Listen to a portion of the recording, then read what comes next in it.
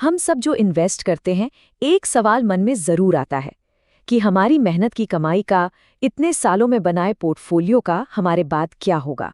ये एक ऐसी चिंता है जो सच कहूं तो काफी लोगों को परेशान करती है।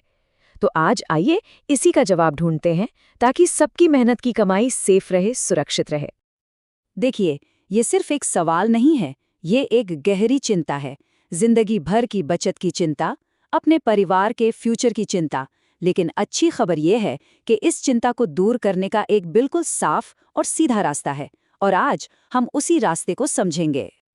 असल में इस सवाल के पीछे ना दो बड़े डर छुपे होते हैं। पहला कि सारी संपत्ति, सारी इन्वेस्टमेंट सरकारी कागजों में, ब्यूरोक्रेसी में कहीं फंस कर ना रह जाए। और दूसरा डर कि परिवार में पैसों को लेकर झगड़े शुरू ना हो जाएं। जरा सोचिए, किसी की जिंदगी भर की मेहनत या तो कागजों में उलझ जाए या परिवार में झगड़े की वजह बन जाए। हम आज यही समझेंगे कि ऐसा होने से कैसे रोका जा सकता है। तो चलिए सबसे पहले इस टॉपिक की सबसे बड़ी गलतफहमी को दूर करते हैं।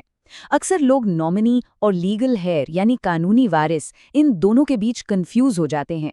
और सच मानिए, सारी प्रॉब्लम्स की जड़ यही है। सबसे पहले एक चीज समझनी बहुत जरूरी है। जब कोई इन्वेस्टर नहीं रहता तो उनकी सिक्योरिटीज ट्रांसफर नहीं होती, उनका ट्रांसमिशन होता है। अब इन दोनों में फर्क क्या है? देखिए, ट्रांसफर एक ऐसी चीज है जो दो जिंदा लोग आपस में करते हैं मर्जी से। इसमें एक ट्रांसफर डीड बनती है, स्टैम्प ड्यूटी लगती है, जबकि ट्रांसमिशन वो ऑपरेशन ऑफ लॉ है। मतलब डेथ के बाद कानून के हिसाब से जो होना है वो होता है। इसमें न कोई ट्रांसफर डीड चाहिए, न कोई स्टैम्प ड्यूटी लगती है। और अब आते हैं सबसे जरूरी बात पर। इसे बिल्कुल ध्यान से समझिएगा। नॉमिनी प्रॉपर्टी का मालिक नहीं होता, बिल्कुल नहीं। ये शायद सबसे बड़ा मिथ है।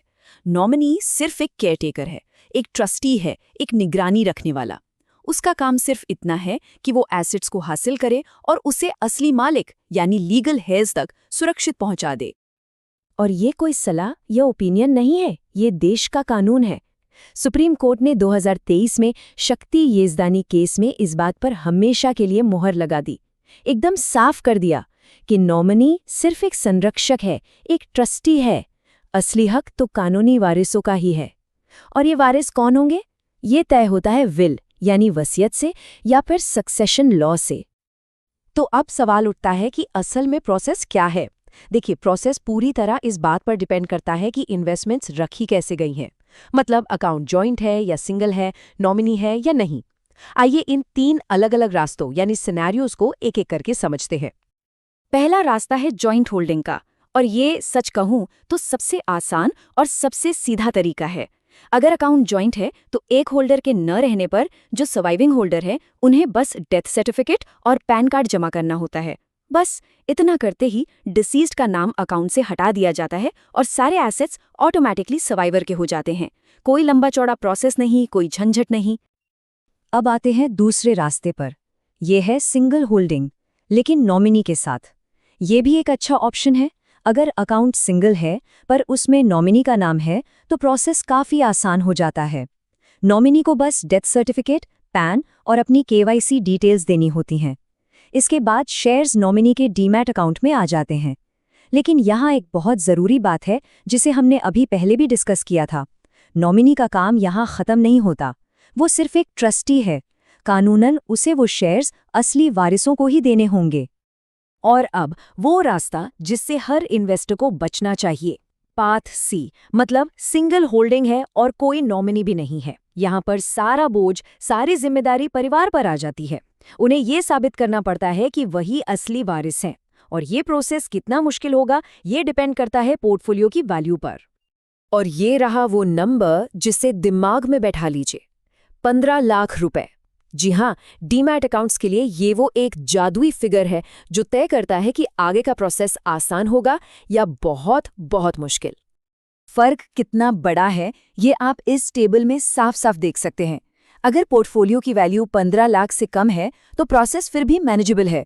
परिवार इंडेमनिटी बॉन्ड, एफिडेविट या सभी वारिसों से NOC यानी नो ऑब्जेक्शन सर्टिफिकेट देकर काम चला सकता है। लेकिन अगर वैल्यू इससे ज्यादा है तो फिर सीधा कोर्ट का ऑर्डर लाना पड़ता है। ये अनिवार्य है, मैंडेटरी है, और इसमें महीनों, कभी कभी तो सालों लग जाते हैं। चलिए अब प्रोसेस से आगे बढ़ते हैं और एक और बड़े सवाल पर आते हैं। टैक्स। टैक्स का क्या होगा? क्या इतनी मेहनत से जोड़ी गई पूंजी का एक बड़ा हिस्सा टैक्स में चला जाएगा? ये सवाल आई एम श्योर सबके मन में होता है कि जब परिवार को विरासत में ये पोर्टफोलियो मिलेगा तो क्या उन्हें इस पर भारी भरकम टैक्स देना पड़ेगा? तो इसका जवाब आप सबको काफी राहत देगा। फिलहाल इसका जवाब है नहीं। इंडिया में अभी कोई इनहेरिटेंस टैक्स नहीं है। मतलब जब वारिसों को शेयर्स या म्यूचुअल फंड्स मिलते हैं, उस समय उस ट्रांजैक्शन पर उन्हें 1 रुपया भी टैक्स नहीं देना पड़ता। ये एक टैक्स फ्री ट्रांसफर है। तो फिर टैक्स कब लगता है? देखिए, टैक्स तब लगता है जब वारिस उन शेयर्स को आगे बेचते हैं, और यहाँ भी कानून उनकी मदद करता है। 2 बातें हैं। पहली, शेयर की खरीद की कीमत यानी कॉस्ट ऑफ एक्विजिशन वही मानी जाएगी जो ओरिजिनल इन्वेस्टर ने पे की थी, और दूसरी, होल्डिंग पीरियड भी ओरिजिनल परचेज डेट से ही गिना जाएगा। इससे होता यह है कि वारिसों पर अनुचित टैक्स का बोझ नहीं पड़ता। तो इस सारी जानकारी का सार क्या है? अब जब हमें प्रोसेस, रूल्स और टैक्स के बारे में पता चल गया है, तो सवाल ये है कि इस चिंता को एक्शन में कैसे बदला जाए। ये है आपकी एक्शन लिस्ट। 5 सिंपल कदम। पहला, आज ही अपने हर एक इन्वेस्टमेंट अकाउंट में नॉमिनी रजिस्टर करें। दूसरा, एक साफ क्लियर वसीयत बनवाएं ताकि कोई कंफ्यूजन न रहे। तीसरा, अगर कोई पुराने फिजिकल शेयर सर्टिफिकेट्स हैं तो उन्हें डिजिटाइज करवाएं, यानी डीमैट फॉर्म में कन्वर्ट कराएं। चौथा, अगर कई सारे डीमैट अकाउंट्स या फोलियोज हैं तो उन्हें कंसोलिडेट करें, एक जगह लाएं।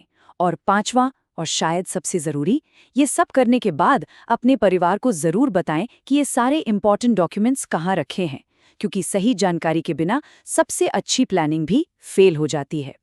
तो आखिर में सवाल यही है, क्या आपका पोर्टफोलियो एक विरासत है या एक जिम्मेदारी, एक लायबिलिटी?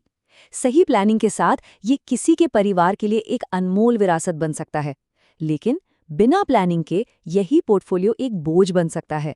और इसका चुनाव आज ही करना है।